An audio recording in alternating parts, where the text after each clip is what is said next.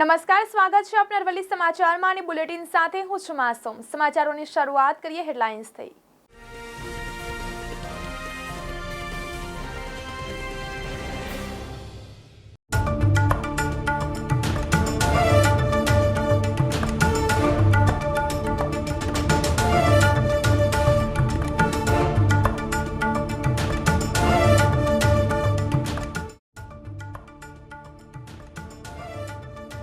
બાળ પાસેનો વાત્રક ડેમમાંથી પાણી છોડાયું। વાત્રક ડેમનો એક ગેટ ખોલવામાં આવ્યો। 2025 ક્યુસેક પાણી વાત્રક નદીમાં છોડ્યું।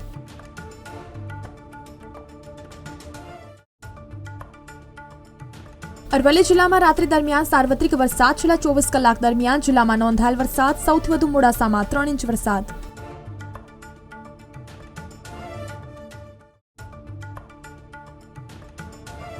મોડાસાના માચુમ ડેમમાંથી છોડાયું પાણી। માચુમ ડેમમાંથી 2700 ક્યુસેક પાણી છોડાયું। ડેમના 3 દરવાજાઓ ખોલીને છોડાયું પાણી।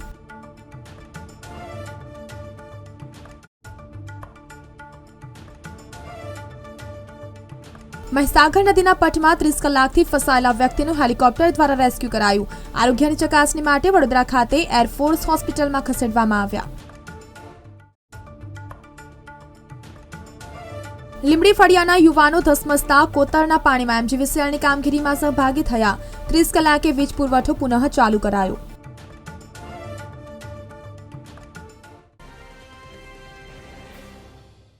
મહત્વના સમાચાર આવી રહ્યા છે। બાળ પાસેનો વાત્રક ડેમમાંથી પાણી છોડવામાં આવ્યું છે।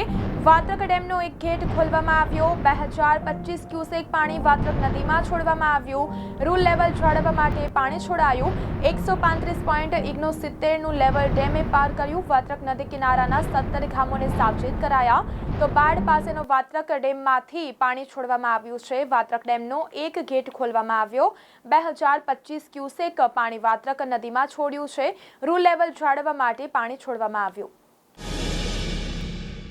અરવલ્લી જિલ્લામાં રાત્રિ દરમિયાન સાર્વત્રિક વરસાદ વરસ્યો। છેલ્લા 24 કલાક દરમિયાન જિલ્લામાં નોંધાયેલ વરસાદના આંકડા પર નજર કરીએ તો સૌથી વધુ મોડાસામાં 3 ઇંચ વરસાદ, ભિલોડા, બાળ અને મેઘરજમાં 2 ઇંચ વરસાદ વરસ્યો। ધનસુરા અને માલપુરમાં પણ 2 ઇંચ વરસાદ ખાબક્યો છે। જિલ્લામાં હાલ વરસાદી માહોલ યથાવત જોવા મળી રહ્યો છે। તો શામળાજી સહિત જિલ્લામાં ઝરમર વરસાદ। તો અરવલ્લી જિલ્લામાં રાત્રિ દરમિયાન સાર્વત્રિક વરસાદ નોંધાયો છે। છેલ્લા 24 કલાક દરમિયાન જિલ્લામાં વરસાદ નોંધાયો છે, જ્યાં સૌથી વધુ મોડાસામાં 3 ઇંચ વરસાદ, ભિલોડા, બાળ અને મેઘરજમાં 2 ઇંચ વરસાદ વરસ્યો છે। ધનસુરા અને માલપુરમાં પણ 2 ઇંચ વરસાદ ખાબક્યો છે। મોડાસાના માજુમ ડેમમાંથી છોડાયું પાણી। માજુમ ડેમમાંથી 2700 ક્યુસેક પાણી છોડાયું છે। ડેમના 3 દરવાજાઓ ખોલીને છોડાયું પાણી। ડેમનું રૂલ લેવલ જાળવવા પાણી છોડવામાં આવ્યું છે। ડેમનું રૂલ લેવલ જાળવવા 2700 ક્યુસેક પાણી માજુમ ડેમમાંથી છોડાશે। 2700 ક્યુસેક પાણી માજુમ નદીમાં છોડાયું છે। ડેમમાંથી પાણી છોડાતા મોડાસા, ધનસુરા અને બાળના 35થી વધુ ગામોને એલર્ટ કરાયા। તો માજુમ નદી સિઝનમાં પહેલીવાર 2 કાંઠે થઈ। તો મોડાસાના માજુમ ડેમમાંથી પાણી છોડવામાં આવ્યું છે। માજુમ ડેમમાંથી 2700 ક્યુસેક પાણી છોડવામાં આવ્યું। ડેમના 3 દરવાજાઓ ખોલીને પાણી છોડવામાં આવ્યું છે। ડેમનું રૂલ લેવલ જાળવવા માટે પાણી છોડવામાં આવ્યું। બોરસદથી સમાચાર આવી રહ્યા છે। બોરસદના બોચાસણમાં ભારે વરસાદથી ઠેર ઠેર ભરાયા વરસાદી પાણી।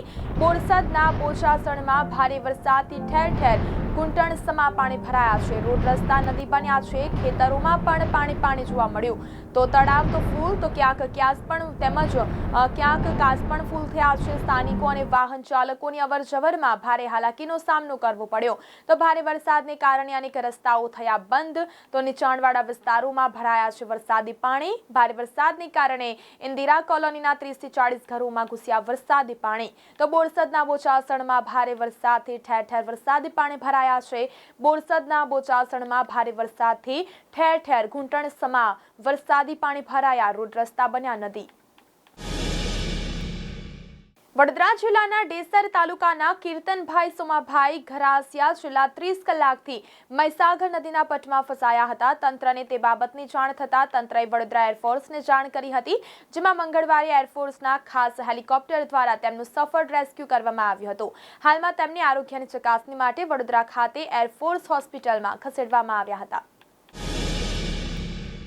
હાલોલ નગરમાં સોમવાર અને મંગળવારે બપોર સુધીમાં 12 ઇંચ વરસાદે નગરમાં અત્ર તત્ર સર્વત્ર પાણી કરી દીધા હતા તો નગરમાંથી પસાર થતી વિશ્વામિત્રી નદીના કોતરો ઉફાન ઉપર આવી હતી અને અનેક ઠેકાણે તેના પાણી અવરોધાતા નગરમાં ફરી વળ્યા હતા ત્યારે લીંબડી ફળિયામાંથી નીકળતા કોતર પાસે આવેલા એમજીવીસીએલના ટ્રાન્સફોર્મર ઉપર સોમવારે સાંજે ધડાકો થતા વીજ પ્રવાહ બંધ જતા આ વિસ્તારના રહીશો મુશ્કેલીમાં મુકાયા હતા। સતત વરસાદમાં વીજ પ્રવાહ ચાલુ કરવાની કામગીરી કરી શકાય તેમ ન હતી।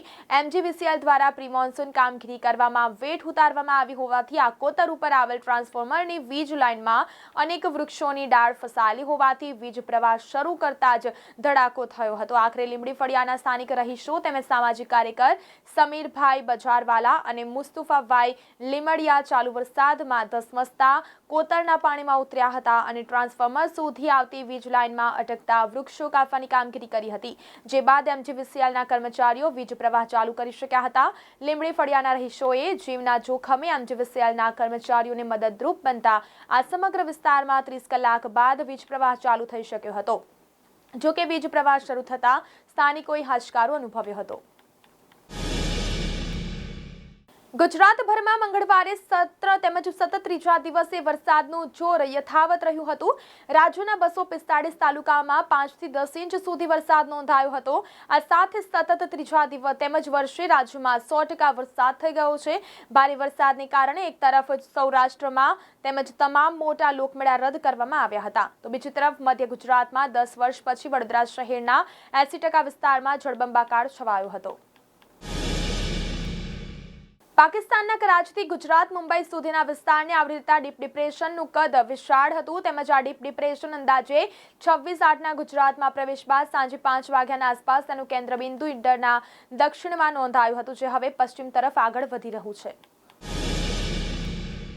રાજ્યમાં ભારે થતી ભારે વરસાદની આગાહીના પગલે છેલ્લા 24 કલાકથી અવિરતપણે અમદાવાદ શહેરમાં વરસાદ વરસી રહ્યો છે। છેલ્લા 24 કલાકમાં અમદાવાદમાં સરેરાશ 7 ઇંચથી વધુ વરસાદ પડ્યો છે। સવારે 6 વાગ્યાથી એટલે કે બીજા દિવસે પણ શહેરમાં વરસાદ વરસ્યો હતો।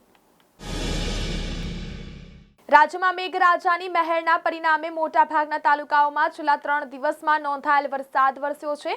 વરસી રહેલા આ સાર્વત્રિક વરસાદના ભાગરૂપે 76 જળાશયો સંપૂર્ણ એટલે કે 100%, જ્યારે 46 જળાશયો ડેમ 70 થી 100% વચ્ચે ભરાતા હાઈ એલર્ટ જાહેર કરાયા છે। આ સિવાય રાજ્યના 23 ડેમ 50% થી 70% ભરાતા એલર્ટ અપાયું છે। તો આ 7 બુલેટિનમાં અત્યારે બસ આટલું જ। નમસ્કાર।